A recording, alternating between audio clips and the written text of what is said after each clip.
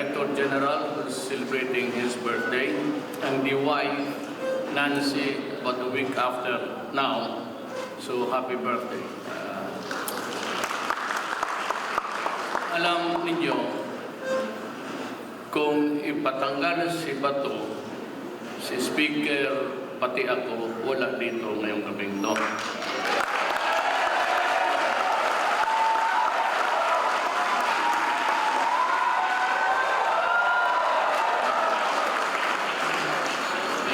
Executive Secretary Salvador Medjaldea and the members of the Cabinet were here. Senator Emmanuel Pacquiao, honored guests, officers and men of the Armed Forces of the Philippines. The Armed Forces of the Philippines represented sandito si Chief of Staff natin. And of course, yung mga opisyal ng PNP. You know, coming over here, ayaw nila na by land ako, so nag-landing na lang ako sa Aguinaldo. Gabi na ako dumating. Pinag-iisipan ko pa kanina kung ano kong sabihin sa inyo. Alam mo, let me just relate again. You have heard it several times. But this is really for emphasis. Lalo na yung mga pulis na dumaan sa Davao. Nung ako ho naging mayor, galing akong fiscal. And at the same time, wala ko pa yung ombudsman, Tanod Bayan pa yan noon. I was one of the two special prosecutors for Mindanao. Kaya siguro nung na-mayor ako, started very strict. At yung mga pulis naman ng taga Davao, nung kapasa-pasa ko lang sa bar noon, nag-asawa ako, kulang yung sweldo ko, nanganak agad ako. Nagtrabaho ko ako sa Police Academy. So I was teaching criminal law, criminal evidence, criminal procedure. At yung mga BBC, yung pumasok ng mga bata pa na pulis noon, naabutan na lang nila ako sa retirement nila, sa exit call.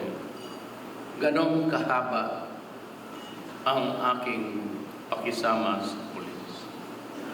And lucky ho ako ng pulis because at one time, my father was the governor of Davao. Iisa pa lang ho ang Davao.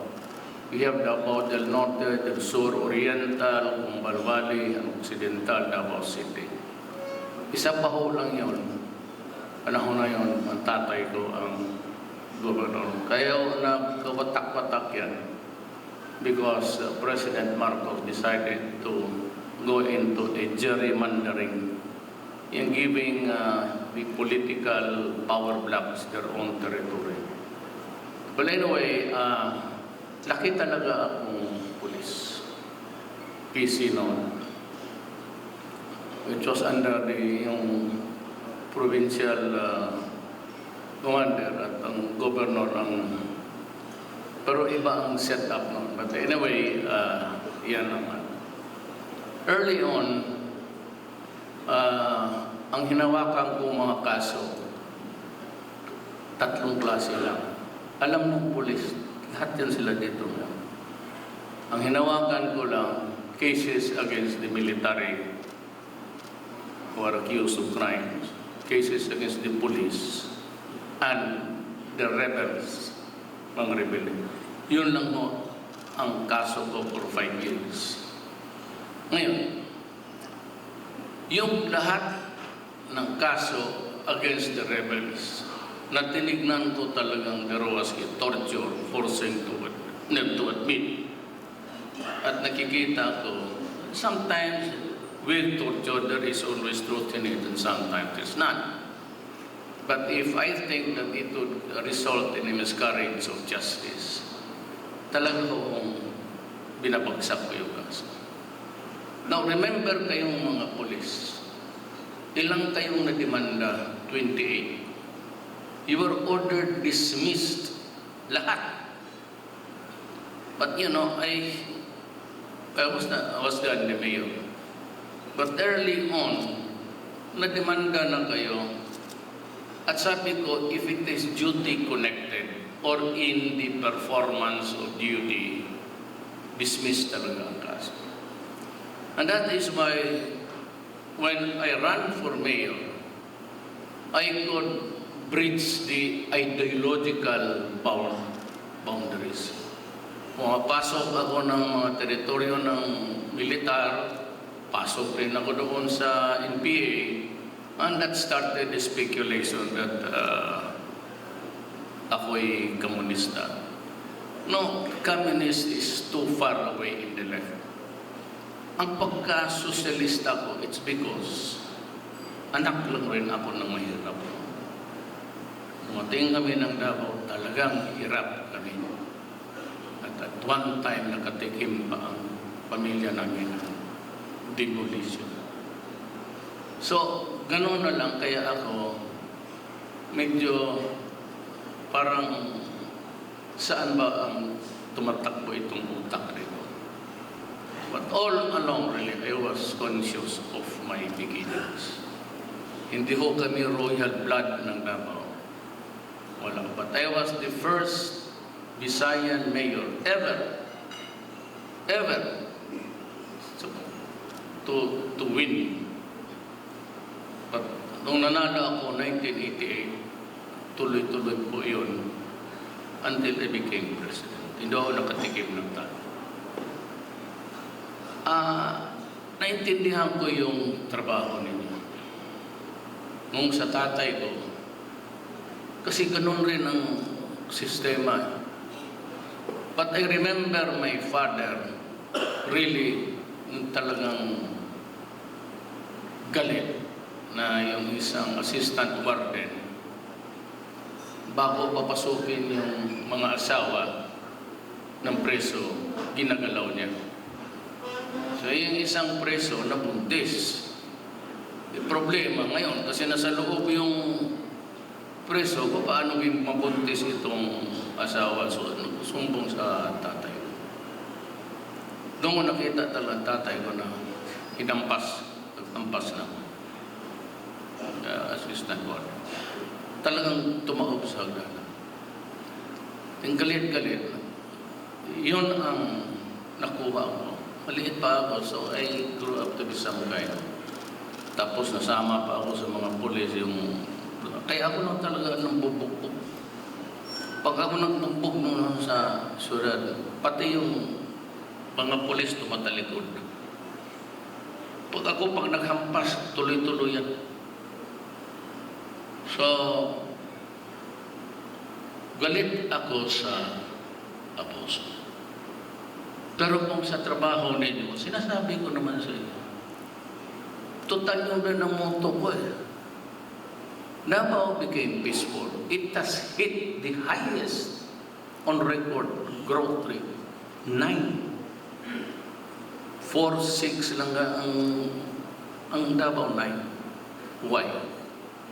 Well, because early on, sinabi ko talaga, pag nandito ka sa Davao, at nagdudruga ka dito, papabili ka ng droga, patayin talaga. Pag ikaw na may nag-kidnap, isang pulis, ayan si Bato. Sinabi ko, patayin mo. Ayaw mong patayin, ako ang patay sa harap niya. So yan ang, meron dito, hindi si Bato. Meron ditong isang direktor. Tinawa ko. Sabi ko, kung iligan kitang direktor, kaya mong pumatay ng sarili mong tao. Kasi pag hindi kita kukunin. Sabi niya, yes sir. Ako yan ang usapan natin. Subukan sa tawagan ko siya. Hanapin mo yung tao. Papatayin mo. Sabihin mo ako ang nag-utos publicly. Bahala niya ka. charge mo sa akin. Ako akong pakulong.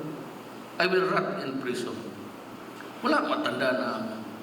When I do it, pag sabihin mo, presidente lang ako ng 2 taon, 1 year, 6 months, o 1 year exam, fine. Wala akong problema. Assassinate ako, makras, lagyan mo ng bomba yan. Go ahead. Be my guest. Wala akong ang haka-haka na kudita, Sus Maria Joseph. Kung sino gusto magtindig kayo dito, ako mag-swear sa inyo. Simula ngayon, kayo na ang membro ng hunta ng... Bahala na kayo sa problema. Solve the problem. Kung mas marunong kayo rin. Hindi naman ako nagsasabi na ako ang pinakamarunong. But you know, I'm trying my best. Kasi ganito. Pagkahinayaan ko kasi ang droga, but it has created millions of slaves. Mabuti pa yung slaves sa nung mabili mo doon sa African slave markets pati sa Middle East. Napakakinabang mo pa, papatrabaho mo. Itong slave na ito alipin sa kemikal at wala nang ginawa. Hindi ako naging presidente, patay ang Pilipinas. And to think that there were generals, hindi ako nagmamakalinis. You are sent to school, PMA, PNPA. Gastos ng tao. Then you can afford to commit treason. Treason yan eh. Maintindihan ko pa siguro kung... Sabi ko, sinabi mo, alam ko man na lahat ng presinto kanila yung karera. Sabi ko, sige, ito na yan. Mag-smuggling kayo. Huwag lang droga. At kaya gun for her kidnapping. Meron ng 2 pulis dyan, kung nakalabas na. Hindi ko kasi mapatay-patay kasi nandyan na yung investigation. Pinakulong ko talaga.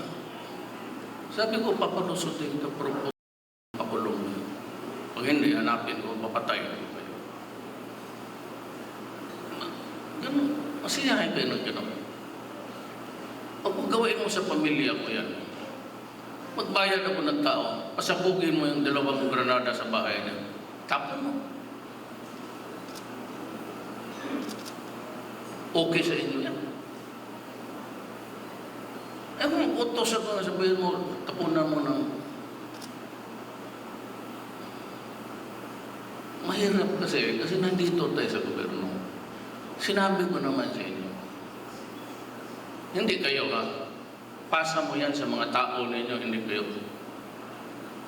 Kung talagang, alam mo, I do not want to be mentioning it leaves a bad taste in the mouth, kakakain ko lang.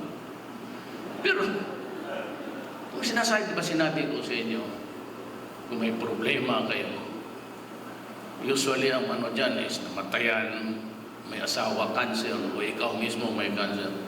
All you have to do is to go to Malacanang or call me, tawagan mo si Boom. Nagpa-opera ako, may bayaran ako na 700,000. Bayaran ko yung hospital, o asawa ko, chemo, walang problema. Gagastusan ko yan. All you have to do is call my attention. Pero kung sabihin mo, magnakaw tayo, do you know the reason why I really remembered my father? Na bakit? Kasi pag ikaw ang nasa paduming paraan sa laro sa buhay, you would have the moral ascendancy. Paano maniwala ang pulis sa akin? Sabihin, kayong gumawa ng gano'n. Duterte na ito. Siya, sige, tapos tayo, wala.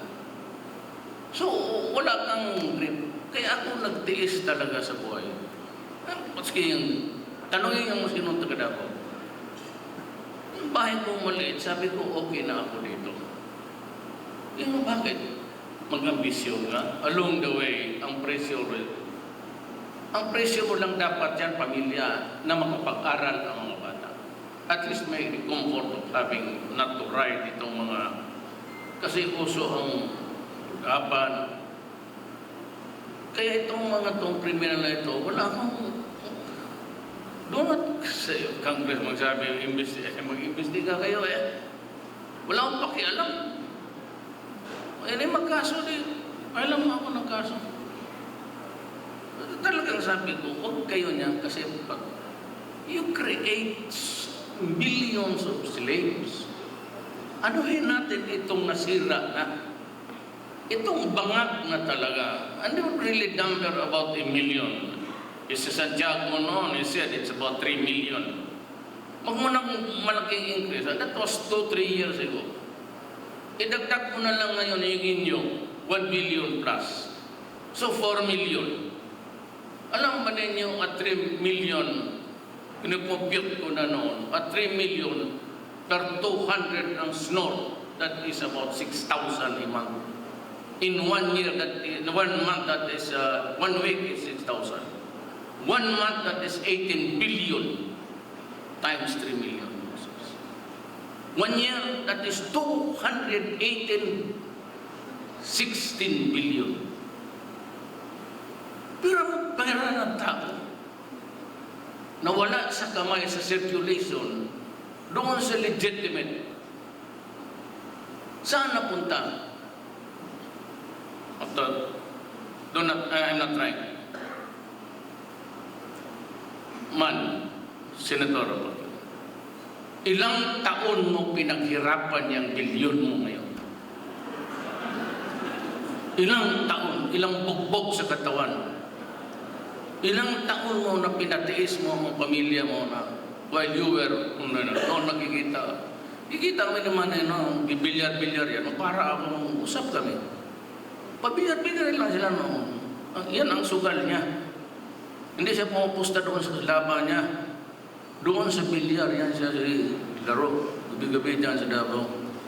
Ito, do not be offended. Charlie Gonzales, you're a billionaire. How many years mo pinaghirapan yung even the million? When was your first million nakuha mo? Itong mga to, overnight mga mayors, mga police, overnight makikita mo, bilyon ang pera, hindi na malaman kung saan-saan na pumupunta, bahay dito, barko. But it gives you the satisfaction na balang araw, madidisgrasya ka. Kasi kung akong presidente, mamamatay ka talaga, anak. Huwag na tayo magpulahan dito. Kung wala mismo, ako na. Kasi kung ako yung nandito sa yung San Juan, meron akong 380 dyan, dala-dala ko. Kung ako nalaman, tawagan ka agad ako, puntahan ka doon. Galing mo sa likod ng patayin mo. So sabihin ko ako, wala nang seremonya.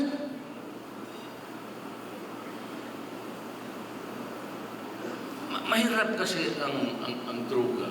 Kasi sisirain talaga ang bayan natin. Yung ibang, huwag lang yung droga. Sugal, may, kaya magprangkahan na tayo. Yung lottery. May illegal yan, may legal. May arrangement dyan. Basta, sabihin lang yung totoo sa akin.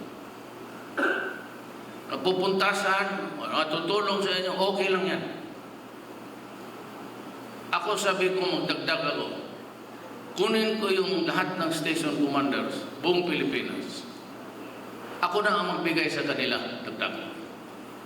Kasi mahirap minsan. Alam mo bakit? Mga president commander, mag-liquidate yan, papel lang. Hindi ka nila malaman kung anong nilagay. So, ibig sabihin, di dumating yung pera. Alam ko yan kasi 23 years ako tiga-bigay. Sa Davao noon, tanongin mo sinong polis dyan nakaupo. Pag nakaupo yan, kung ano yung sa peace and order program, paabot sa kanila yan, magtanong ka sa kanila. So, there has to be an arrangement here.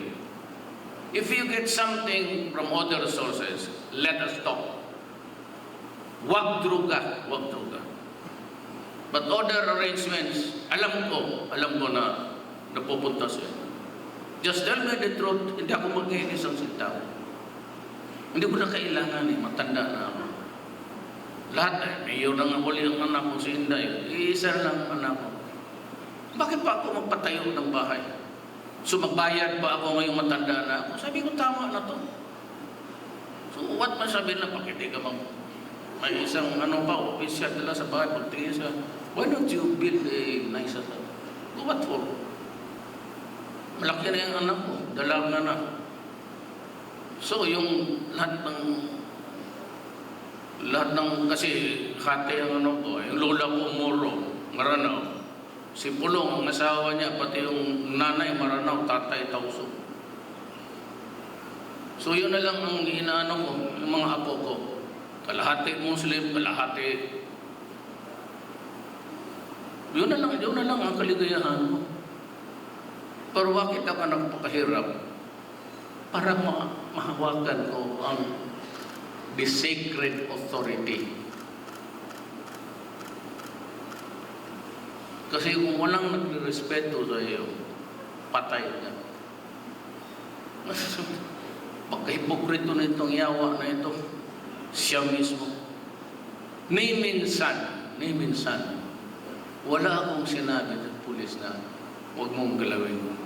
Ang sinabi ko lang yung wedding. Hindi yung last two. Kasi yung last two neighborhood, huwag pumulihin yan. Kaya pagdating doon, puro yung mga beses lang dyan na, kung i-file mo, kaya nagagalit ako, sige, i-file mo pupunta sa opisina, dala-dala yung 4 na anak, may nagsususuko doon sa harap mo, maghingi ng pampiyansa. Bait tinawagan ko yung polis, ikaw you solve the problem. Nabi ko yung mga ganun, huwag niyo pakialaman yan. Ang Pilipino talaga nagsusunod. Kikinabang ngayon kayo sa illegal. Ibig sabihin akin hanggang nga tungit-tungit. Huwag din yung pakialaman. Huwag yung pahirapan yung tao. Kaya ako talaga, what makes you angry? Huwag yung maliliit. Alam naman ninyo, galing kayo sa maliliit. Noong unang panahon, ang mga nanay pati tatay natin galing lang sa mahirap. Kasi kung anak tayo ng milyonaryo,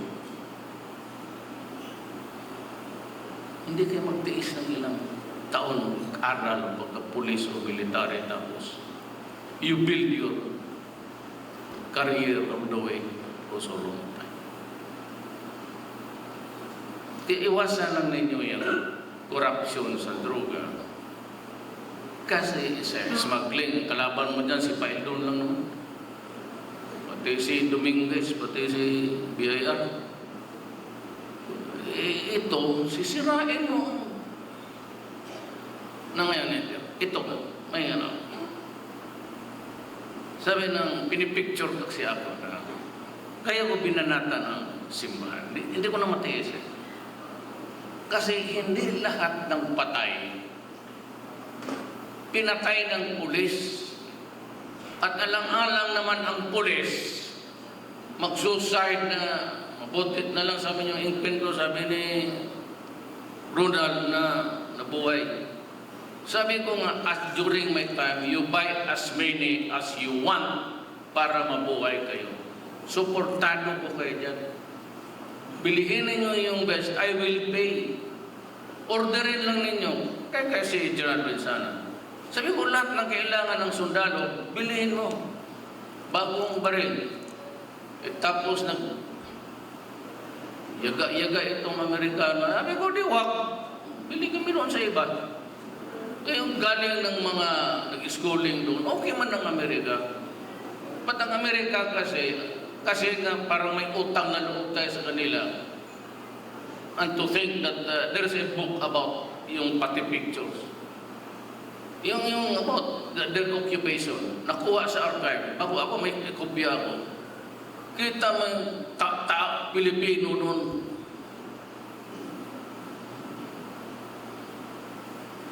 Masakir nila tapos sabi nila gusto kalimutan tapos centuries ago. Tangina nila. Centuries ago. And so, you sat on my country and live out with the fat of the land. And you tell me ngayon na bayaran mo lang kami dyan sa mga police schooling pati. Tangina mo, gagong to. Siro. Yung pag-conquer talaga nila sa Pilipinas, you should get the pictures archives. Nag-init ng ulo, tinapon yung libro. Ay nagbigay sa akin sa Marco Polo kagabi, paglabas na nandiyan si Rowling. But yung graphic na to, yung color, yung totoong. Talaga nang nakalagay doon, brown monkeys tayo. Sa mga newspaper na doon, mga caricature. Tapos kung utusan tayo bakit po kami gano'n every time hindi ka makagalaw. Sabihin nyo sa droga, you stop. Anong sabi nito? Ganito na. May style. Say na, like to mind the Philip President that human rights is not really something that's got only.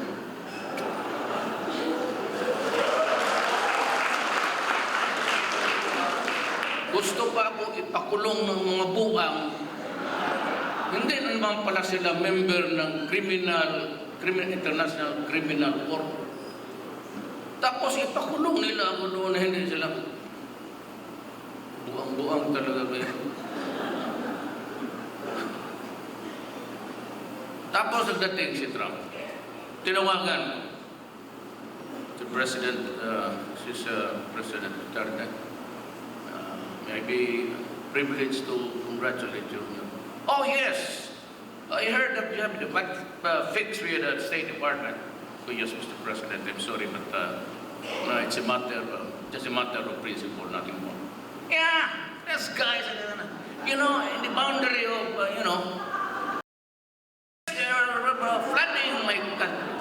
Oh, tingnan mo sa inaugural speech niya.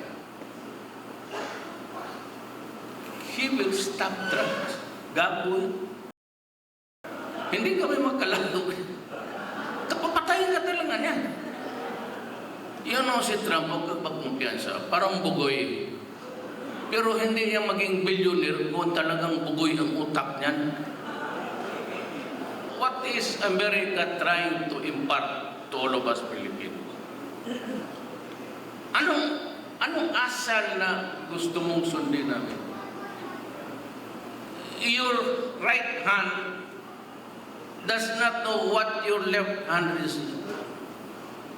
Ako isa ng nandyan bang kayong lahat? Alam ko karamihan sa inyo pumunto sa akin. What? Stop graft and corruption. Hindi mo talaga may stop yan. So may compromise. But it should not be at the expense of the nation. We can make arrangement. Huwag na tayo magpunan. Sabi ko, I will stop drugs. I will stop criminality. Kaya tumaas ang rating natin. For the first time, pare-pareho na tayo ng China ng quarterly growth natin. Ang GDP natin is almost 7. Sabi, criminality. Sino nang papanang ng criminality? Ngayon, tingnan mo. You just have to give the citizens the streets. Kanila yan sa taong bayan. Bakit hindi sila makalakad? Bakit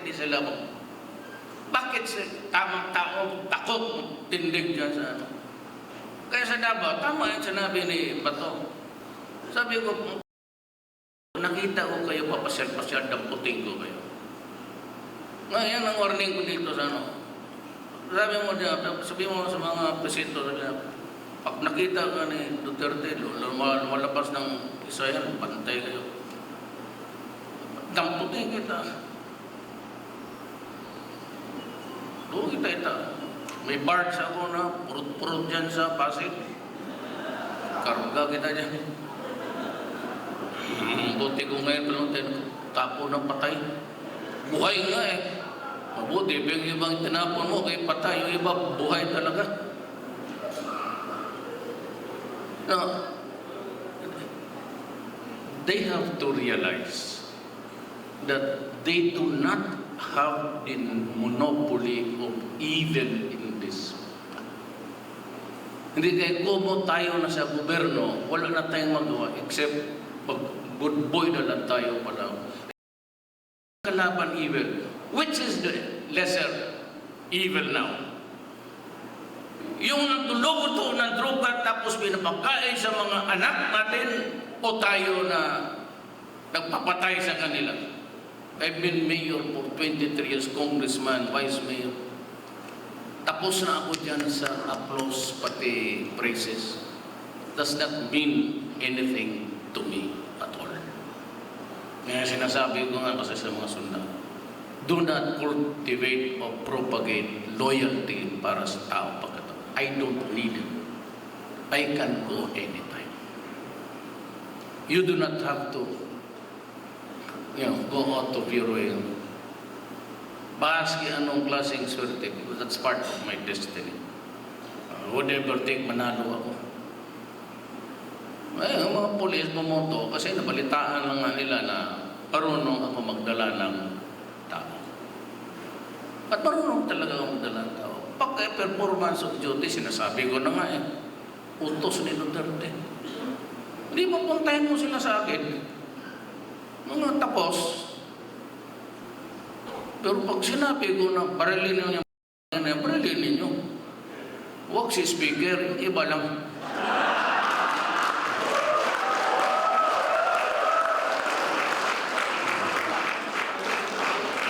Dahil ganito yan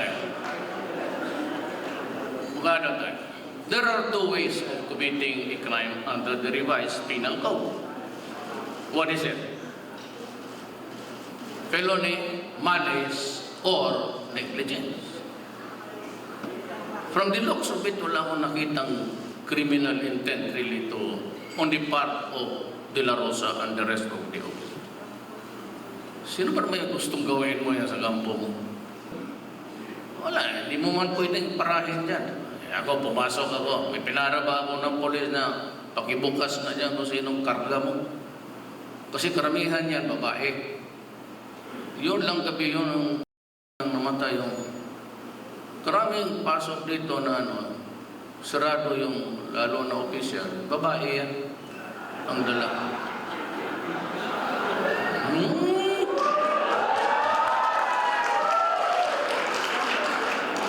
Yung iba dyan, yung sabi, love,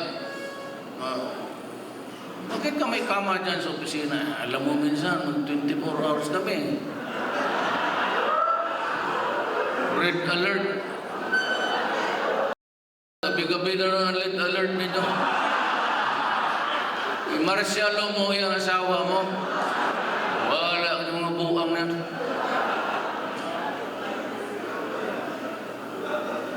So yan ang mensahe ko sa inyo na kindly. Wala kayong problema. Kung sabi ninyo na, Mayor, ilang taon na ako sa serbisyo, sana makabahay mo lang. I will arrange. I'll give you the down payment. Sabihin ko sa GSIS, pero yung pera. Kasi yung iba hindi pressure. O minsan enrollment.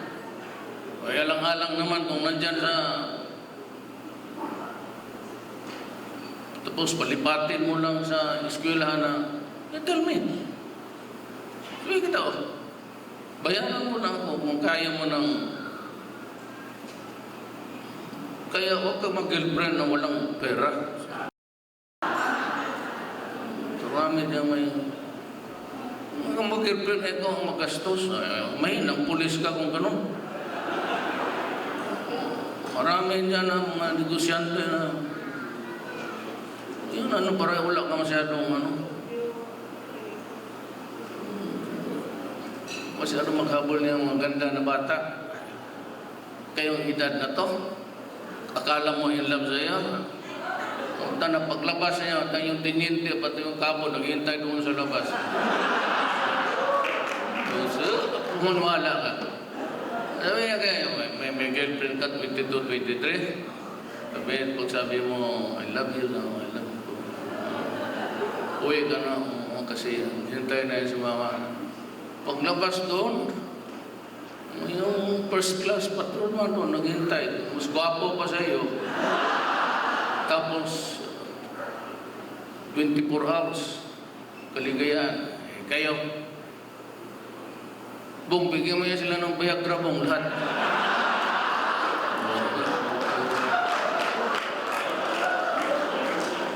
Totoo man. May minsan nagpunta mga opisyal. Sabi, the courtesies of the board. Happy o gano'n. Sige. Tapos sabi ni Bong, baka sinong kailangan ng Viagra. May mga kumuha.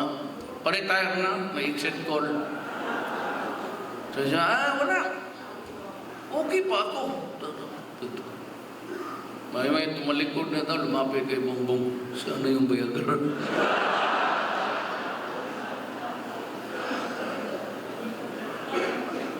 Totoo.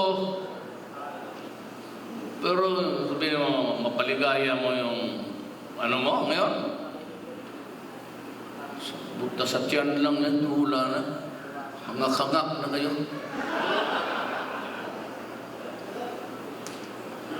Pero ang pinaka the most virulent sin is actually yung you crave more than what you can. Sabi ko anak ko kasi Inday. It pains the father. It's a deep to deny what you cannot afford that your daughter is asking. Alam mo. Kaya just tayo, nandito tayo. Trabaho tayo, titiis ganitong. Ilan naman sweldo sa gobyerno? Para at least increase na ang sweldo ninyo. That is of last year. May mga bagong benefits pa kayo this year. Aside from the kaya the year matapos itong 17, talagang dublado na sweldo. Every month may increase na kayo, incremental. Kasi kung one-timing mo naman, hindi ko mapagbigyan. Alam mo, ang dinig sa gusto kong tulungan, kasi nanay ko maestra. Teachers. Kayong mga na-assign doon sa Luzon, sa bukid, they have to walk so many kilometers just to reach their schools. Tapos nakatirayan sila doon. Kikitira lang sa mga bahay doon. Yung mga maestra. Totoo na. So yan ang isunod mo. Di bali yung nandyan na sa ano. But I will be strict this time. There will be a series of I want you, if you work there for 8 hours, you stay there 8 hours. That's tough. You are paid for 8 hours. Ganyan. Karamihan yung mga director. Mga assistant director, maglabas ng opisina, hindi na magbalik. Pabalik-balik yung tao. Hindi ka nag-do that in my city. Marami na akong mga sinipa na talagang sipa po. Sabi yung sipa yan. Talagang pinupunta mo, sinisipa mo sa publiko. So, pag sinabi ng trabaho ka, trabaho. 8 hours, render 8 hours. Tabla-tabla tayo sa gobyerno. Dahil alam mo, totoo lang. Katapos itong mundo na ito. The best that you can really provide for your children education. Kaya diyan ka ba supportan? Kung saan kulang sa nag-aral, a better school, pag-higar rated, so fine, doon ang tabi money, bigyan kita. Bayaran mo. Wala kang problema sa akin. yung illegal pati illegal na alam mo naman anong ibig kong sabihin. For the most part, pinaghati-hati ninyo yan. I just kept silent. Dagdagan ko pa yan. Ang nakita ko kasi, mga station commander sila, mukhang nakakaroon ng dito lang sila. Pero okay lang yan. I will not begrudge you. Hindi ko kayo. Ako na ang magbigay doon sa station commander. So that they would not have to liquidate an empty paper. Bahala na kayo mag-arrange. I mean, I'm not saying that we have to do illegal things. What I'm saying is that until such time that we can give you more, then may tulong, tanggapin ninyo. May nag-offer na magbili ng lalo na yung para sa mga entry police. Entry ang delikado dyan eh. Bili kayo ng ano. Wala, bilihin ninyo. Babayaran ko. Walang problema yan. Pero kailangan ninyo, you have to discipline your men. Talagang mabutit na nga ako eh. Kung si Inday, ang anak ko, mas grabe yun. Pag-abdaan niya, hindi ko talaga makakita kung bobo ka dyan. Mas ano yun sa akin. Ako, hindi na kasi umabot ng hirap yan. Mayor na ako. Better life. Tatay ko kami, dating namin 1948. Davao. Sipin yun, Davao 1950. Talagang gubat. Ang likod ng downtown area, gubat na. Yung bahay ko ngayon, yung Ecolan, doon ako nag-hunting ng unggoy pa. Totoo lang. Yung shrine, ay yung na-assign doon ng matagal. So, I look beyond. Hindi ako sabihin noon, hanap ako ng mali-mali. Just tell me the truth. And I will understand. Iwasan lang ninyo. Maintindihan mo. Uli, happy birthday, Bato, and salamat po.